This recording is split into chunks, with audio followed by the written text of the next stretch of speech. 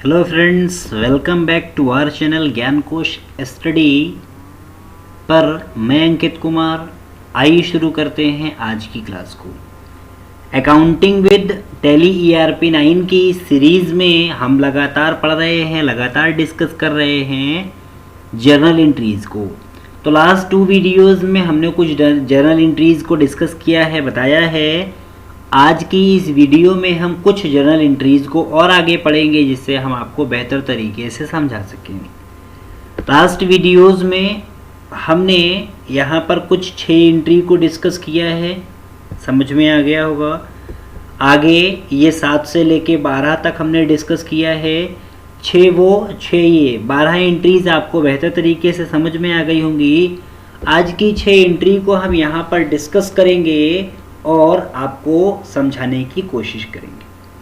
पहली एंट्री है paid wages, मजदूरी दी। मजदूरी 1000 रुपये दी है 20 अप्रैल को।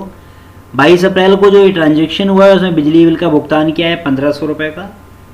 दुकान का किराया दिया 6000 रुपये। राजू से उधार लिए हैं 2,50,000 रुपये और भूमि खरीदी है उसी दिन 2,50,000 रुपये की।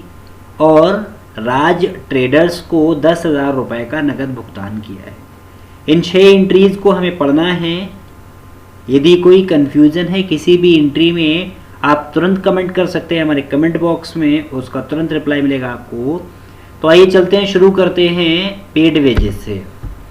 पेड वेजेस में वेजेस दिया है तो वेजेस का अर्थ मजदूरी से है, तो पहले तो मजदूरी का अकाउंट बन जाएगा। दूसरा वेजेस नगद दिया है तो कैश अकाउंट बन जाएगा। वेजेस खर्चा है एक प्रकार का, डायरेक्ट एक्सपेंस है तो ये नॉमिनल अकाउंट में आ जाएगा और कैश रियल के अंतर्गत आएगा।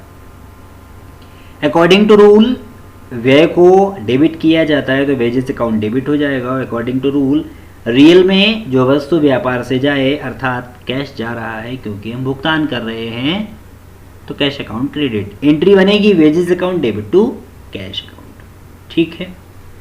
आइए आगे बढ़ेंगे। पेड इलेक्ट्रिसिटी बिल, बिजली बिल का भुगतान किया। ध्यान रखेंगे कि यदि कंपनी मैन्युफैक्चरर है तो वहाँ पर इलेक्ट्रिसिटी बिल डायरेक्ट एक्सपेंस के अंतर्गत भी आ सकता है क्योंकि माल के उत्पादन में बिजली का प्रयोग किया जा रहा है। लेकिन अगर फर्निश्ड गुड्स बेचने वाली कंपनी है या दुकानदार है तो उसका जो बिजली का बिल है वो इनडायरेक्ट एक्सपेंस के अंतर्गत आएगा। तो यहाँ पे डिपेंड करता है हम कौन से बिजनेस में काम कर रहे हैं। इलेक्ट्रिसिटी बिल का अकाउंट हो जाएगा, दूसरा कैश अकाउंट हो जाएगा। और इलेक्ट्रिसिटी बिल एक प्रकार का खर्चा है, that doesn't matter it is direct और इनडायरेक्ट एक्सपेंस। तो ये नॉमिनल अकाउंट में आएगा, दूसरा कैश अकाउंट रियल अकाउंट के अंतर्गत आएगा। अकॉर्डिंग टू रूल व्यय को और हानियों को डेबिट कीजिए तो electricity bill will be debit and second one cash account. Real account का नियम कहता है जो वस्तु आए उसको डेबिट कीजिए, जो वस्तु व्यापार से जाए उसको क्रेडिट कीजिए। तो जब इलेक्ट्रिसिटी बिल दिया जा रहा है तो कैश जा रहा है, it means it will be credit. Entry is electricity bill account debit to cash account. Okay, आगे बढ़ते हैं। Made payment for shop rent, दुकान के किराए का भुगतान किया 6,000 रुपये का। तो जब दुकान का किराया दिया है तो first account is rent account और दूसरा अकाउंट है कैश अकाउंट क्योंकि नगद भुगतान दिया है। अब यहाँ पे चेक के द्वारा होता तो HDFC बैंक आ जाता। रेंट एक प्रकार का खर्चा है, आएगा नॉमिनल के अंतर्गत। और कैश अकाउंट एक तरीके का रियल अकाउंट है तो आएगा यहाँ पे रियल के अंतर्गत। तो यहाँ पर खर्चा है तो व्यय है, व्यय को डेबिट किया जाता है, रेंट अकाउंट डेबिट हो जाएगा। और कैश व्यापार से जा रहा है, इट मीन्स क्रेडिट हो जाएगा। तो entry will be rent account debit to cash. आइए आगे चलते हैं। Borrowed money from Raju, Raju से 2,50,000 रुपये उधार लिए हैं तो देने वाला राजू है तो राजू का अकाउंट बनेगा और सेकंड अकाउंट इज कैश क्योंकि नगद लिए हैं। राजू का अकाउंट पर्सनल अकाउंट के अंतर्गत आएगा और कैश अकाउंट रियल अकाउंट के अंतर्गत आएगा। अकॉर्डिंग टू नियम, पर्सनल का नियम कहता है पाने वाले को डेबिट कीजिए, देने वाले को क्रेडिट कीजिए। तो यहाँ पर राजू देने वाला है क्योंकि राजू से उधार लिए जा रहे हैं, क्रेडिट हो जाएगा। जो वस्तु व्यापार में आए उसको डेबिट कीजिए और जो वस्तु व्यापार से जाए उसको क्रेडिट कीजिए। तो जब राजू से पैसे लिए जा रहे हैं तो इसका मतलब वो पैसे व्यापार में आ रहे हैं, व्यापार में आने वाला डेबिट हो जाएगा। तो cash account debit to Raju's account. ठीक है, आगे बढ़ेंगे। परचेज लैंड, भूमि खरीदी है। भूमि खरीदी है तो पहली चीज तो भूमि है, उसका खाता बनेगा लैंड अकाउंट, और दूसरा है भूमि नगद खरीदी होगी तो उसका अकाउंट कैश अकाउंट। लैंड एक प्रकार का खर्चा है, सॉरी खर्चा नहीं है, हमने लैंड को प्रयोग के लिए, जमीन को प्रयोग हेतु खरीदा है, बार बार प्रयोग करेंगे तो एक प्रकार की संपत्ति बन गई, इस बात का ध्यान रखेंगे। तो जब ये एक प्रकार की संपत्ति है तो रियल अकाउंट में आ जाएगा, और कैश भी एक प्रकार की संपत्ति है, रियल अकाउंट में आ जाएगा। तो जो वस्तु व्यापार में आए उसको डेबिट कीजिए, और जो वस्तु व्यापार से जाए उसको क्रेडिट कीजिए। तो लैंड जब खरीदेंगे तो व्यापार में आएगा, it means it will be debit, और कैश जाएगा, it should be credit. Entry is land account debit to cash.